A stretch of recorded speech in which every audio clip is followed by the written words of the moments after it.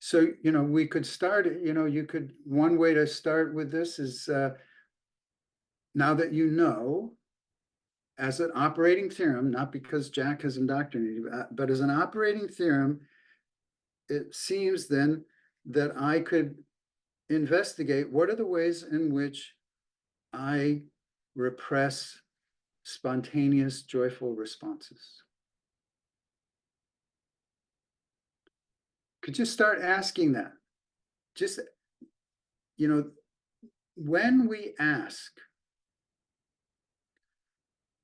there's an inherent humility in asking, unless you're just doing it in a desperate freak out fear. That's not really asking.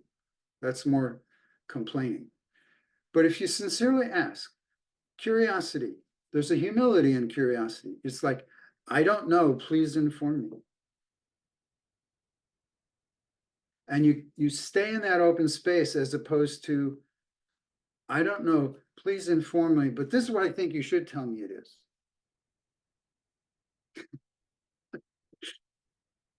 People don't realize that's why they don't get very far with questioning, because they don't realize, they're so used to it, they don't recognize that they're doing it. It's like, I don't understand, please tell me. And this is what it should be. So to stay in the open space.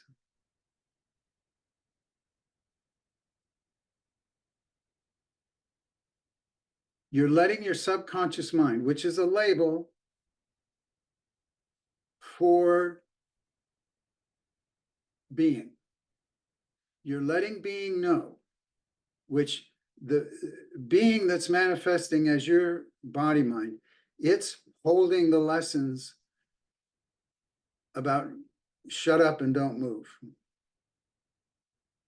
So when you ask, you're sending the message, I'm willing for you to speak now. I'm willing for you to move. I'm willing for you to show me something.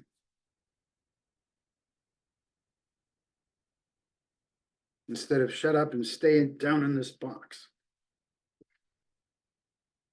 Now, in a very ordinary, mundane way, you can understand that if somebody on a daily basis is mean to you or insults you on a daily basis, and then one day after several weeks of that, they say, let's be friends. You're not going to go, great. If they're sincere, they're going to have to build trust. They're going to have to show you over time that they're no longer going to insult you and shame you, that they're actually going to extend respect to you.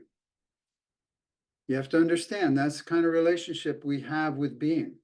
We unwittingly, it's nothing to have a guilt trip about, we unwittingly, out of our meager resourcefulness of how to survive, we unwittingly agreed to insult and restrict and stuff the sweetness of our being, the functionality of the pure qualities of our being.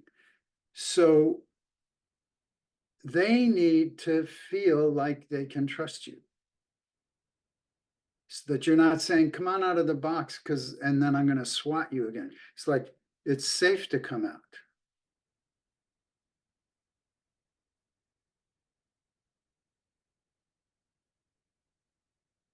So you just ask, you practice asking and being open.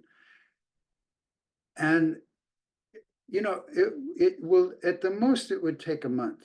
It could be immediate, could be a few days. But the thing is, in the context of what I said before, is that it's one unified field. And don't think I am manifesting moment by moment and think of your body mind. The universe is manifesting moment by moment as one unified field. So one consequence of that is that if you're asking, the answer can come from anywhere. It might be a thought. It might be an insight into a memory. But it might be you're walking down the street looking in store windows, checking out your hair and your clothes, and suddenly you see the title of a book there that nails it. Like it's alive for you. It's the answer you were looking for. Or you might be going for a walk and being enclosed, more enclosed, and thinking things are all just solid and not moving and stuff. And zoom, right in front of your face, a hummingbird, just looking you in the eye for a few seconds, and then zoom, and creates an opening. It's really encouraging to understand the answer can come from anywhere. You might be in a Starbucks standing in line, and the people and you're grumpy, it's a line moving so slow, but the two people behind you are having a conversation, and boom, one of them says something exactly what you needed.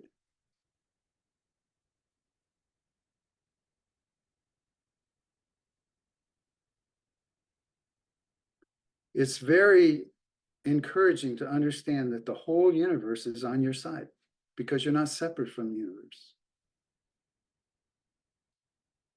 The universe is manifesting in you as you, not some little part, like God is a little spark inside of you. It's all, there's nothing that's not God. There's no part of you that's not a universal display.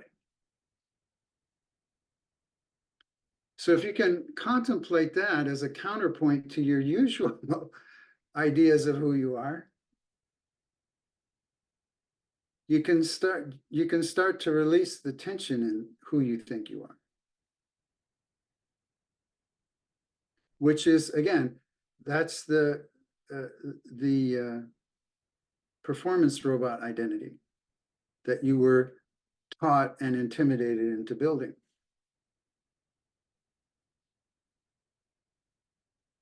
It thinks it's isolated. It thinks it's alone. It thinks if, in terms of causes and conditions, if so-and-so leaves me, if this or that leaves me, it's like I'll be cast into the void forever. No.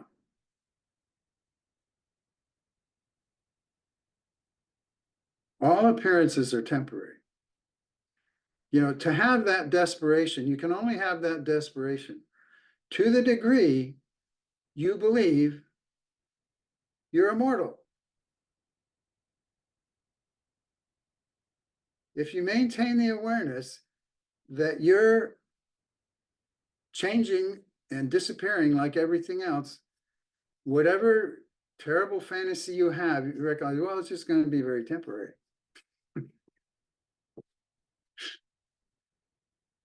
And then there'll be a new rebirth. Imagine this nasty voice saying, you're going to be alone forever. And you could say, well, how long exactly is the forever you have in mind? Because I don't think I'm going to live for more than another 10 years or 20 years. You can have a lot of fun challenging insane questions with sane questions, or insane assertions with sane questions. Like, how does that work? What are the causes and conditions that are needed for that to persist?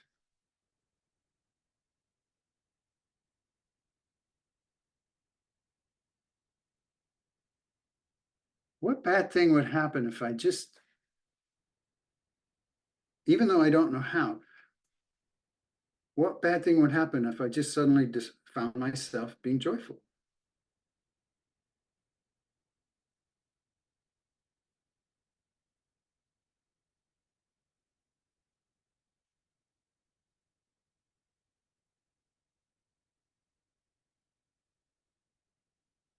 Again, you want to ask these questions sincerely, humbly, curiosity, no demand, no hope of a payoff. Curiosity is not a business deal. It's like, come on, I asked, now fork up. No expectation, just genuine, humble curiosity, open space. And then you do it again, and then you do it again in an easy way, not a compulsive way.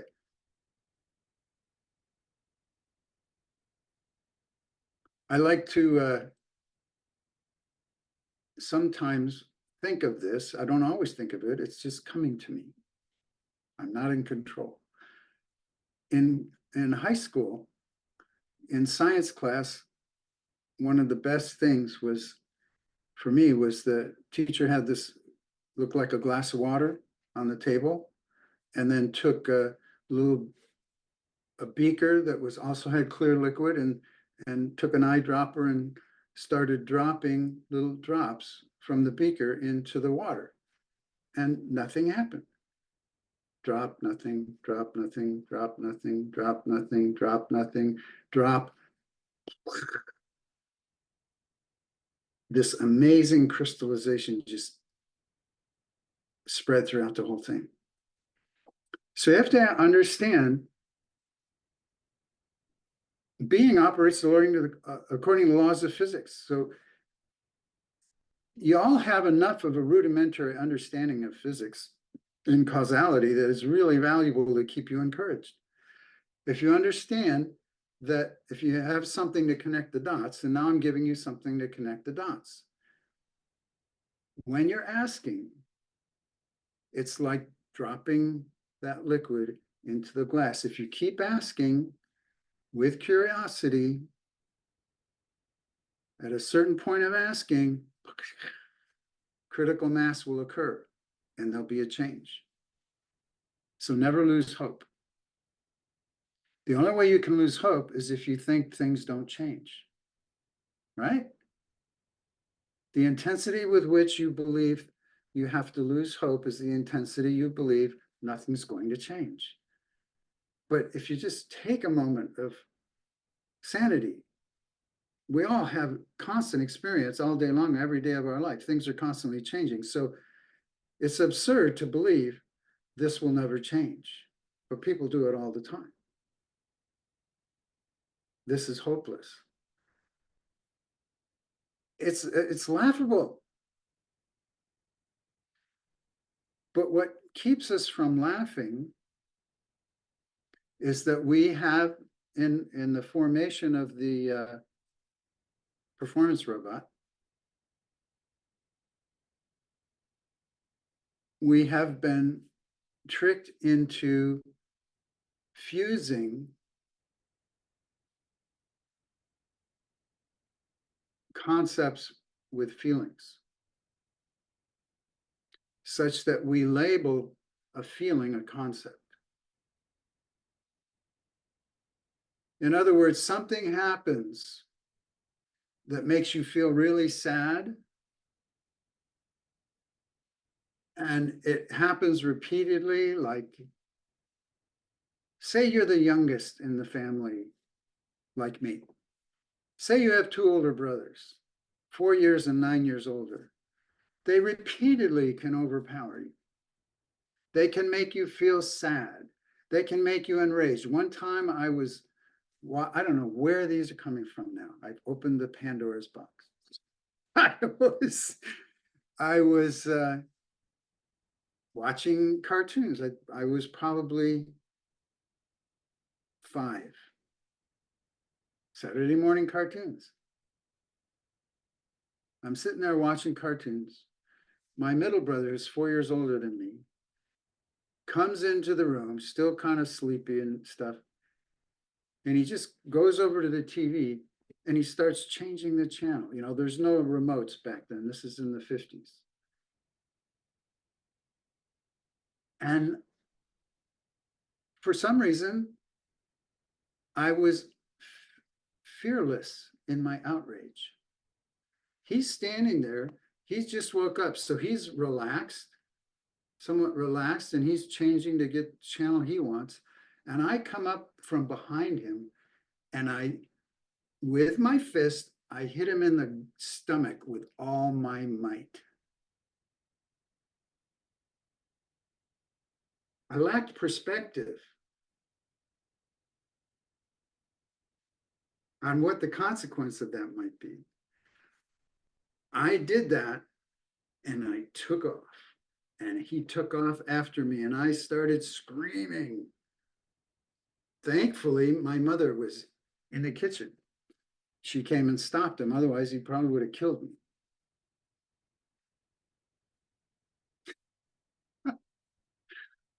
I forgot what's the point I'm trying to make there? Oh. So I guess you could say that's an example. Oh, I know what it was. That was to show a situation in which you're being overpowered, but if you fight back, it might be life-threatening. I didn't think that far, so I fought back and then immediately recognized my short-sightedness, but thankfully I was saved. So let's say you repeatedly are overpowered by an older brother, older sister, whatever, and so you develop this hopeless attitude. It's in a relationship to them, but the problem is that if we do something repeatedly in relationship to a specific person, we generalize it to everybody.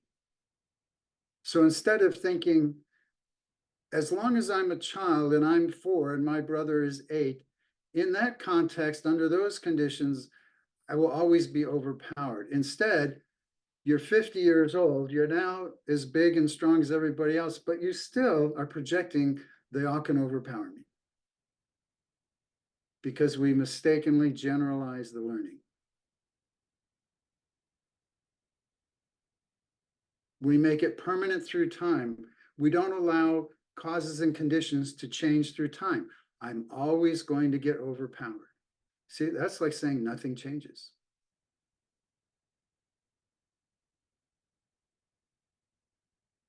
And then, so when you repeatedly have a feeling, let's go to sadness instead of the outrage. Sadness, repeated sadness in a similar situation. Then you recognize the context. The context, the situational context, is you're being overpowered, which you can translate, which we mistakenly translate. If we left it awareness of the context, I'm being overpowered, maybe we could recognize when things are over with. But what we do is we transform context, I'm being overpowered, into I'm powerless. We make it personal, and then we carry it everywhere. I'm powerless. But in the situation in which we got overpowered, we feel sad. We start thinking, I'm powerless. It fuses with the sadness. So anytime, as a living being, we naturally have needs and desires. The desires are constantly coming and going. And I mean constantly. We constantly have desires. The needs we'll get into later, but we have desires. I want breakfast. I want to see a movie. I want whatever. I want somebody to smile at me, whatever it is. If you have a desire and the desire is not met, the natural response, natural, healthy, unself-conscious response is sadness. But you have fused a conceptual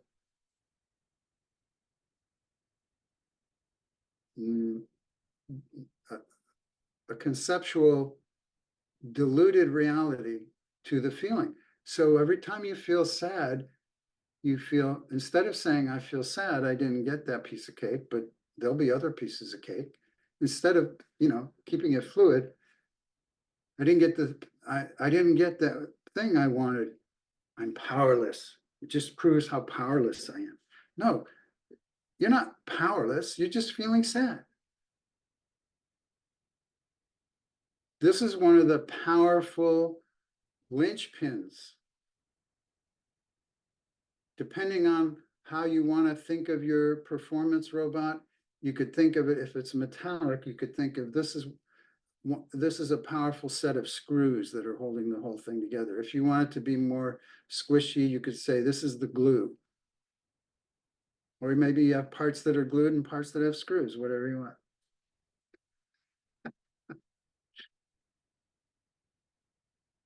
The glue, the screw, is fusing judgment with a feeling. Naming the feeling the judgment. Because the judgment has eternality. It's an eternality conceptual model, whereas feelings come and go. But if you label the feeling this judgment, you lose, first of all, you lose the awareness of what the feeling is, and you lose the quality of feelings, which is they come and they go. Just let them come and go. It's just an aspect of responsiveness. There's no such thing as a deficiency. You know, it's tremendously resilient. But if you label it, I'm powerless, you know, that's a statement that fills up all time and space. I'm powerless. You don't say, oh, I'm powerless for 10 minutes. I'm powerless. And you lose hope. I'm permanently powerless.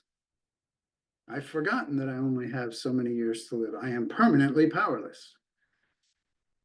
Why bother to even try? I'm permanently powerless. Nothing can be done. I am channeling clients. I'm channeling 40 years of client statements here.